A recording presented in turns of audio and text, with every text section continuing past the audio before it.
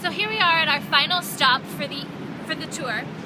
We're going to talk a little bit about St. Paul's Chapel in just a minute, but first I'd like to focus on the World Trade Center site.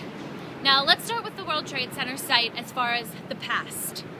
It was initially intended to revitalize Lower Manhattan.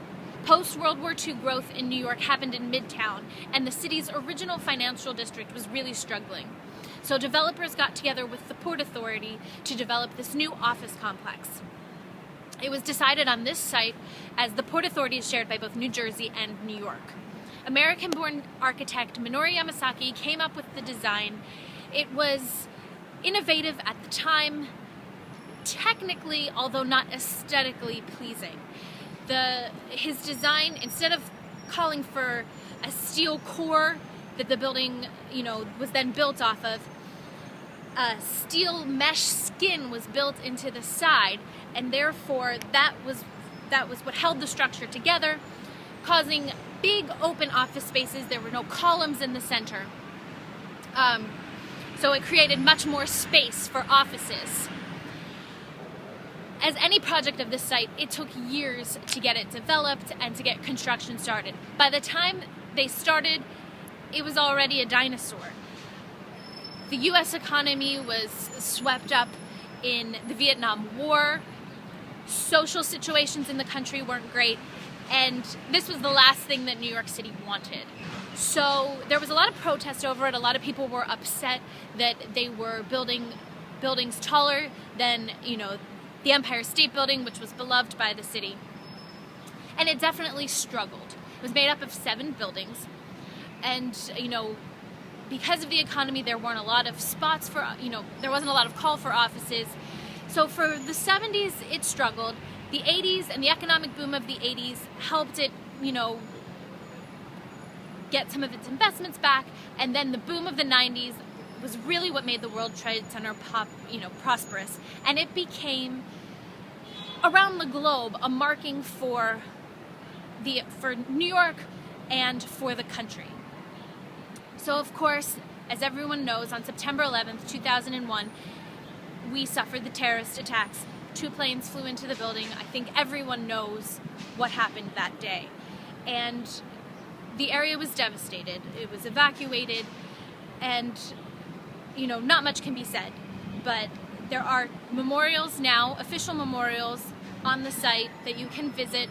There are 2 pools that outline the 2 tallest buildings, World Trade Center 1 and 2, with the names inscribed of the people who lost their lives on the day, the people who lost their lives in the 93 bombings, the people who were on the planes, and also people who have suffered since due to respiratory infections from the toxic dust that was in the air. So now let's move on to the future.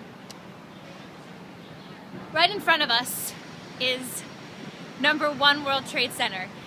It's being called Freedom Tower. That is not the official name of it. It will be 1,776 feet tall. The roof line will be exactly the same as the original North Tower.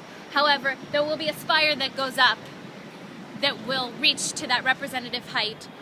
Of course, 1,776 feet, 1776, the year of the Declaration of Independence. As I was saying, there is a memorial on the site, and it is a public memorial. However, there were a lot of private memorials that were set up after 9/11. You may recognize from pictures the fence that's surrounding this chapel. People started putting things on this fence, well wishes, symbols of hope from all around the world.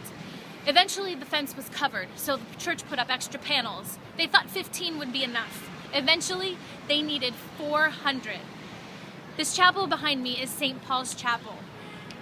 It can be considered the oldest building in the city if you go by when construction began. However, it was finished in 1766. It is definitely the oldest church in New York City. In 1789, after George Washington was inaugurated as our first president, he came here to worship. On September 11th, as you can see, it's so close to the World Trade Center site. nothing happened. It was like it was protected by a little bubble, actually by a sycamore tree. Protected it. Not a window was broken, not a gravestone was overturned. After 9/11, it became home to all those relief workers who worked day and night to help clean up and to help with, you know, the restoration of this area.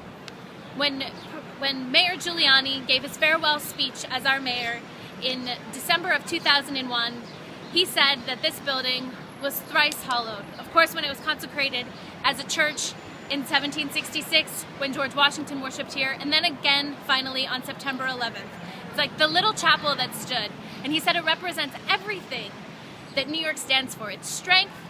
And I hope that today's tour, you are going to take home a little bit of that strength and a little bit of that hope and amazement that we think our city holds. So thank you very much for spending the last 2 hours with me. If you have any questions, I'm here, and it was wonderful to meet all of you.